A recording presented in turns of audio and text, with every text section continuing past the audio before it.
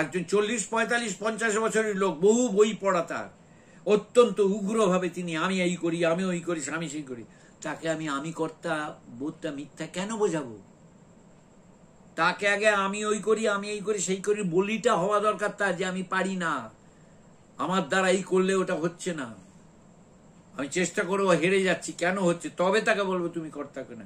এখন যে একেবারে ঘোরে রয়েছে, যা চেষ্টা করছি, যা করছি, যেটা ইচ্ছে করছে করতে পারছি, টাকা ফেলে, কানেকশন দিয়ে, তাকে আপনি আসলে কর্তা না, কর্তা না, তারা তো আরো বেশি করে সে করবে। ওই জন্য কৃষ্ণ গীতার শেষে বলছেন, ওকে যে বলেননি যে কথাটা, সেটা আমি বলছি, অর্জুন তুমি কিন্তু আমার কথাটা কোনো বোঝনি, তাই বলছি তুমি আমার প্রিয়, এটা বোঝনি কথাটা বলেননি, তাই বলছি তুমি আমার প্রিয় বলে তোমাকে কিন্তু এই কথাটা বললাম, এটা কৃষ্ণ বলেছেন।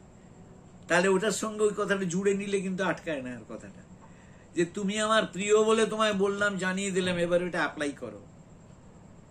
হ্যাঁ, তার মানে ওখানটা কৃষ্ণ বুঝিয়ে দিলেন যে তুমি এটা তোমার ঘুরতে সময় হয়েছে বলে জেনেছি হিসেবে ব্যাপারটা কাউন্ট করো না, কিন্তু তুমি আমাকে অত্যন্ত ভালোবাসো, তুমি আমারও খুব স্নেহের পাত্র, তাই তোমাকে জানিয়ে দিচ্ছি কর্তৃত্ব বোধটা একটা মিথ্যা। ঈশ্বর সর্বভূতানাং হৃদ্বেষী তিষ্ঠতি ভ্রামায়ণ সর্বভূতানি যন্ত্রাড়ূঢ়ানি মায়া। আমি বলে বললেন না, ঈশ্বর বলে বললেন। এবার মজাটা হলো, এটিকে বললেন প্রফাউন্ডেস্ট ট্রুথের মধ্যে একটা। এবার তার প্র্যাকটিক্যাল অ্যাপ্লিকেশনে বললেন আমার জন্য করে মন্মনা ভব মদ ভক্ত মজ্জাজিমাং নমস্কুরু। ঈশ্বরের ভক্ত হয়ে না, তার মানে ঈশ্বর স্ট্যাটাসটা নিরপেক্ষ, ভক্তি করে অভক্তি করে, ভক্তি করলেই এরকম আমি হয়ে যাচ্ছি, তো তখনই তো দাক্ষিণ্য মূর্তি। সুতরাং টেক দ্যাট অপরচুনিটি, এই দাক্ষিণ্য প্রদেশ জায়গাটাকে মানে কেন্দ্র করে তুমি তোমার কাজগুলো করো, তখনই তুমি করবে, এটা করবো, ওটা করবো, সেটা করবো, সবই করবে আমার প্রতি নিবেদিত বোধে করো।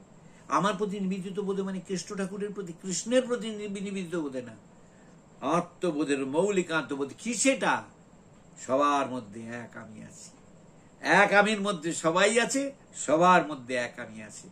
এবার আমি যেচে কারোর কনিষ্ঠ করব কি করে, এটাকে আরোপ করে চললে, আমি যদি এইভাবে চলতে চেষ্টাও করি, স্বল্পমাপ্যস্য ধর্মস্য ত্রায়তে মহত ভয়া, এই চেষ্টা করলেই আমার 10 পায়ে এগিয়ে যাওয়া হয়ে যাবে।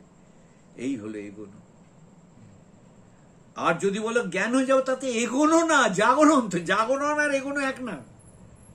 জাগরণের জন্য এগোনোর নাম হলো সাধনা, জাগরণটা আর সাধনা না, জাগরণ তো হয়ে গেল। আর কি, তার কি, পাহাড়ে চূড়ায় বলে এবার ভালো করে ওঠার চেষ্টা করি, কোথাও উঠবো আর?